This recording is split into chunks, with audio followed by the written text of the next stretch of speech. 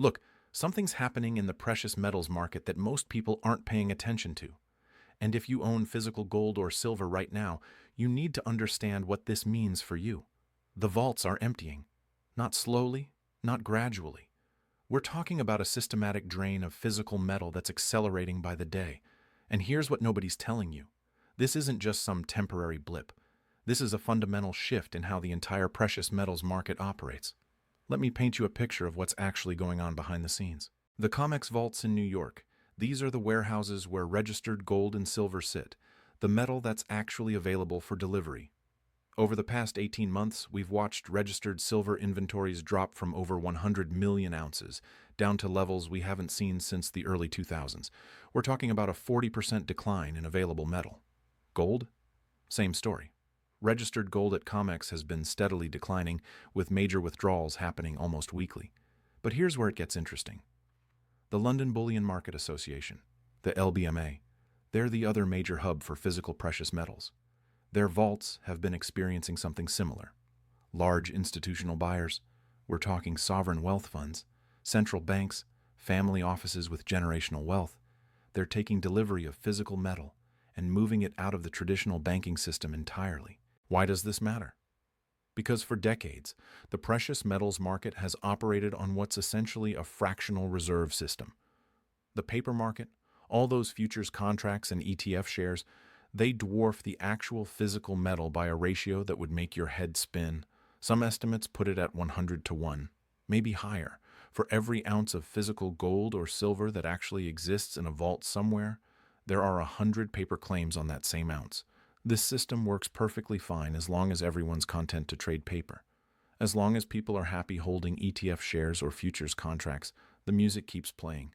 But the moment people start demanding physical delivery, the moment they want the actual metal in their hands, that's when the whole structure starts to crack. And that's exactly what we're seeing right now. Central banks have been net buyers of gold for 15 consecutive years, but the pace has accelerated dramatically.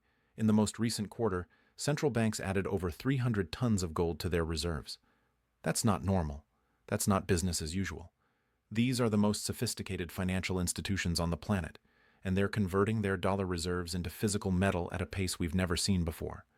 China's been particularly aggressive. Their official gold reserves have been climbing steadily. But here's the thing, everyone in the industry knows their actual holdings are far higher than what they report. They're buying through back channels, through Hong Kong, through private transactions that never show up in the official data. Why? Because they don't want to tip their hand. They don't want the market to know just how aggressively they're accumulating. Russia did the same thing before the sanctions hit. They spent years quietly converting their dollar reserves into gold.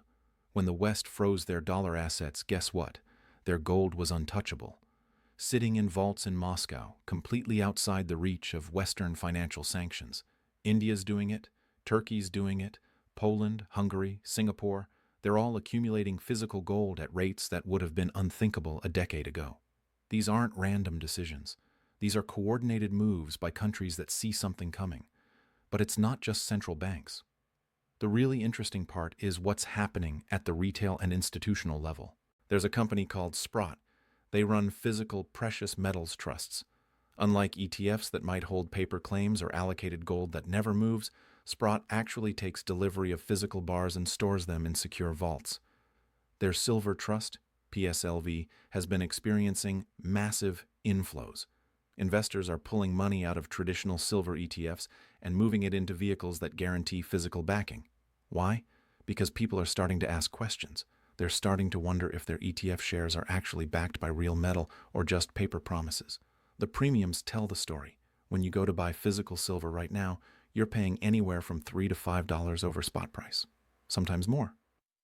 That premium, that's the difference between the paper price and what it actually costs to get your hands on a physical coin or bar. And those premiums have been elevated for months, in some cases years. You know what that means? It means there's a shortage, not of paper silver. There's infinite paper silver.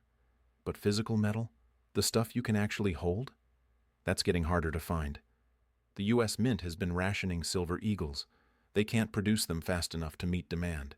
Dealers are running low on inventory.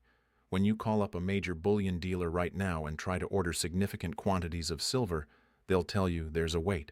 2 weeks, 3 weeks, sometimes longer. That didn't used to happen. You used to be able to call up, place an order, and have metal shipped within days. The supply chain is stretched thin. And it's not because there's no silver in the world. There's plenty of silver. It's sitting in COMEX vaults and ETF vaults and bank vaults, but it's not moving. It's locked up, held by people who aren't selling. Here's where the mechanics get really interesting. The COMEX futures market, that's where the paper price of gold and silver gets set. Traders buy and sell contracts representing future delivery of metal. Most of these contracts never result in actual delivery. They're just bets on price movement. Traders close out their positions before expiration, take their profit or loss, and move on. But lately, something unusual has been happening. More contracts are going to delivery. People are actually standing for delivery, demanding the physical metal. And when that happens, the shorts, the people who sold those contracts, they have to come up with the metal. They have to go into the registered vaults and pull out bars to satisfy delivery. That's why registered inventories are dropping. Every time someone stands for delivery, metal moves from registered to eligible, or it leaves the vault system entirely. And once it's gone, it's gone. It's not coming back. The banks that run this market, they've been managing this system for decades. They know how to keep the paper price suppressed. They know how to use derivatives and futures contracts to create the appearance of abundant supply. But there's one thing they can't fake: physical delivery. When someone shows up with a contract and says, "I want my gold," they have to produce it. And if they can't, the whole game falls apart. We saw a preview of this back in March 2020. Remember the chaos in the gold market during the COVID panic? The futures price and the physical price diverged by over $100 an ounce. You could sell a futures contract for $1,600, but if you wanted to buy a physical bar, you were paying $1,700 or more. That spread, that dislocation, that's what happens when the paper market loses touch with physical reality. The COMEX had to fly physical gold from London to New York on chartered planes to satisfy delivery demands. Think about that. The world's most sophisticated financial market, and they had to resort to emergency airlifts of metal to keep the system functioning. That was a warning shot, a glimpse of what happens when too many people demand physical delivery at the same time. And the conditions that created that crisis, they haven't gone away. They've gotten worse. Now, if you're sitting on retirement savings, if you've got money in a 401k or an IRA, you might be wondering how this affects you. Because most retirement accounts are stuck in traditional assets: stocks, bonds, mutual funds. And when inflation's running hot, when the dollar's losing purchasing power, those assets don't always protect you the way you'd hope. There's actually a way to hold physical precious metals inside a retirement account. It's called a gold IRA. Basically, you can roll over funds from an existing retirement account into a self-directed IRA that holds physical gold or silver. The metal gets stored in an IRS-approved vault, but it's yours. You own it. And it grows tax-deferred just like any other retirement account. I put together a free guide that walks through exactly how this works, what the rules are, how to avoid the tax penalties. If you've got $100,000 or more in retirement savings, and you're concerned about inflation or dollar devaluation, it's worth checking out. Links in the description. Anyway, back to what's happening with these vaults. The silver market is even more interesting than gold because silver has this dual nature. It's a monetary metal, but it's also an industrial metal. About half of all silver demand comes from industrial applications: solar panels, electronics, electric vehicles, medical equipment. This stuff requires silver. There's no substitute for many of these applications. And here's the problem: we're not mining enough silver to meet demand. Global silver mine production has been essentially flat for years. Meanwhile, industrial demand keeps climbing. Solar panel installations are exploding. Electric vehicle production is ramping up. Every EV uses about twice as much silver as a traditional car. 5G infrastructure, that requires silver. The green energy transition that governments around the world are pushing, that's massively silver intensive. So you've got flat supply, rising industrial demand, and on top of that, you've got investment demand from people who see silver as undervalued relative to gold. The gold to silver ratio, that's how many ounces of silver it takes to buy 1 ounce of gold. Historically, that ratio has averaged around 60 to 1. Right now, it's been bouncing around 80 to 1, sometimes higher. That means silver is cheap relative to gold, and smart money knows it. They're accumulating silver, taking delivery, moving it into private storage. And every ounce that gets pulled out of the COMEX system is 1 less ounce available for industrial users who actually need it. There's a term in the industry: backwardation. It's when the spot price of a commodity is higher than the futures price. In a normal market, futures prices are higher than spot because there's a cost to storing and insuring the metal over time. But when backwardation happens, it means there's a shortage in the physical market right now. People are willing to pay more for immediate delivery than for a promise of future delivery. We've seen brief periods of backwardation in silver over the past few years. That's not supposed to happen. That's a red flag that the physical market is tight. The big question everyone's asking: what happens when the vaults actually run dry? What happens when someone shows up with a delivery notice and there's no metal left to deliver? There are a few possibilities. The exchange could declare force majeure, basically saying, we can't fulfill our obligations due to circumstances beyond our control. They could settle contracts in cash instead of metal. Or they could halt trading entirely until the situation stabilizes. Any of those outcomes would be catastrophic for confidence in the paper market. Because the whole system is built on the assumption that paper and physical are interchangeable, that you can always convert your paper claim into real metal if you want to. The moment that assumption breaks, the moment people realize their paper claims might not be worth what they think, that's when things get really interesting. You'd see a rush to physical. Everyone trying to convert their paper positions into real metal at the same time. And there's simply not enough physical metal to satisfy all those claims. It's mathematically impossible. The price would have to adjust dramatically. The paper price might stay suppressed through derivatives and futures manipulation, but the physical price, the price you actually pay to get metal in your hands, that would skyrocket. We're talking about premiums of 20%, 30%, maybe more over the paper spot price. And once that disconnect becomes obvious, once everyone can see that paper and physical are trading at completely different prices, the paper market loses all credibility. Why would you hold a paper claim when you know it's worth significantly less than the physical metal it's supposed to represent? This is why the drain on the vaults matters so much. Every ounce that leaves the system brings us one step closer to that breaking point, and the people who are pulling metal out, they know this. They're not doing it randomly. They're doing it because they understand the game, and they want to be holding real assets when the music stops. Let me give you a historical parallel. In the 1960s, the U.S. was on a gold standard. Foreign governments could exchange their dollars for gold at a fixed rate of $35 an ounce. But the U.S. was printing more dollars than it had gold to back them. France figured this out. Charles de Gaulle, he sent the French Navy across the Atlantic to collect France's gold from Fort Knox. He didn't trust paper dollars. He wanted the real thing. Other countries started doing the same. They started demanding gold for their dollars. And the U.S. didn't have enough gold to satisfy all those claims. So, in 1971, Nixon closed the gold window. He ended the convertibility of dollars into gold. Basically said, sorry, no more redemptions. That was the end of the Bretton Woods system. The end of any gold backing for the dollar.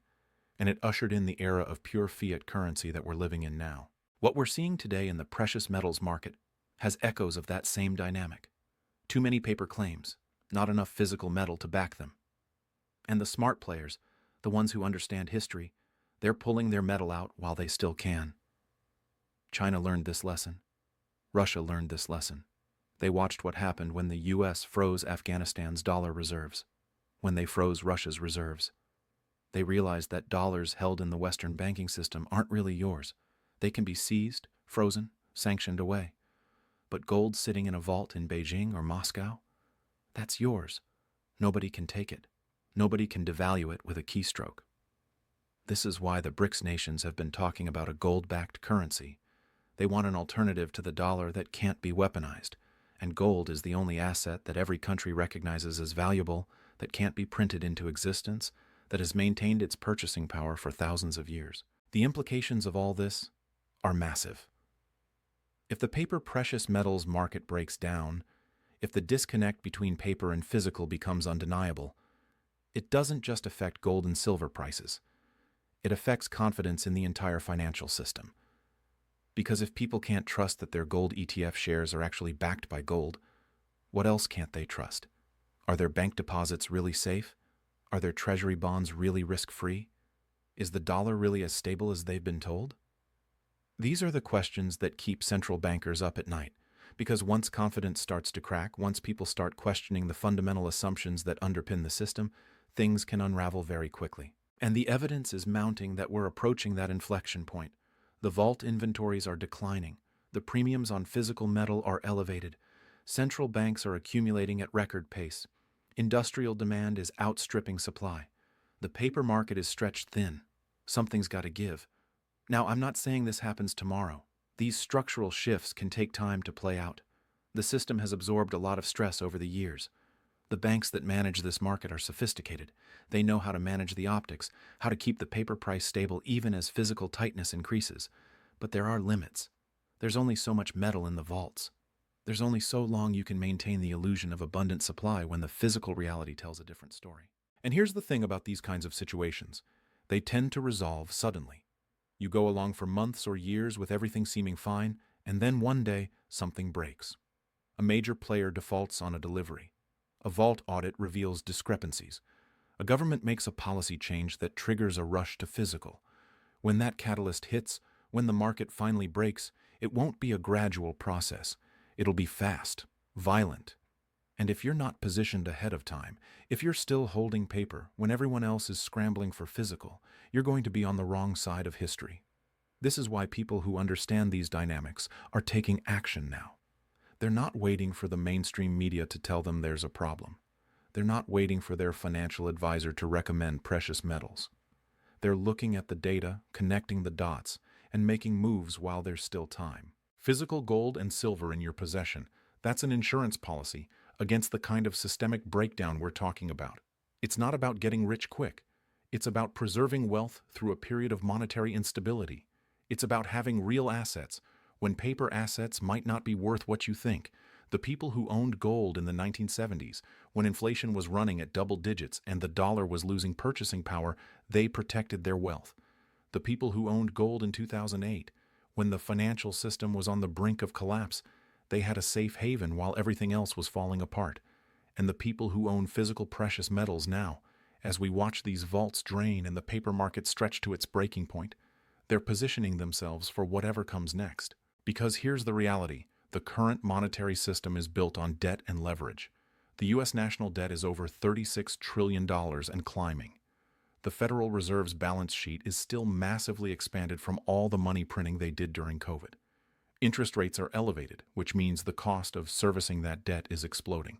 The government is running trillion-dollar deficits as far as the eye can see. This is not sustainable. Everyone knows it's not sustainable. The question isn't if something breaks. The question is when, and what form that break takes. Maybe it's a currency crisis. Maybe it's a sovereign debt crisis. Maybe it's a derivatives blow-up in the banking system. Maybe it's a geopolitical event that triggers a flight to safety. There are a dozen different ways this could play out. But in every scenario, in every historical parallel we can look at, the people who owned hard assets, who owned things with intrinsic value that couldn't be printed or debased, those were the people who came out okay. The vaults are draining. The physical market is tight. The smart money is accumulating. And if you own bullion, if you're one of the people who's already holding physical metal, you need to understand that you're on the right side of this trade. Don't let anyone talk you out of it. Don't let some financial advisor who's never held a gold coin in his life tell you that precious metals are a barbarous relic. Don't let the mainstream narrative convince you that everything's fine and there's nothing to worry about. Look at what the central banks are doing. Look at what the sovereign wealth funds are doing. Look at what the ultra-wealthy families who've preserved their wealth across generations are doing. They're buying gold. They're taking delivery. They're moving it into private storage outside the banking system. They know something. And if you're paying attention, if you're looking at the same data they're looking at, you know it too. The supply is drained. The vaults are emptying. And the people who understand what that means are taking action while they still can. The window won't stay open forever. At some point, the physical metal will be locked up. The premiums will be prohibitive, or the system will break entirely, and you won't be able to get metal at any price. That's the reality we're facing. That's what the data is telling us. And if you own bullion right now, you're ahead of the curve. You're positioned for what's coming. Just make sure you're holding the real thing, not paper promises. Because when this all shakes out, when the dust settles, the only thing that's going to matter is what you can actually hold in your hands.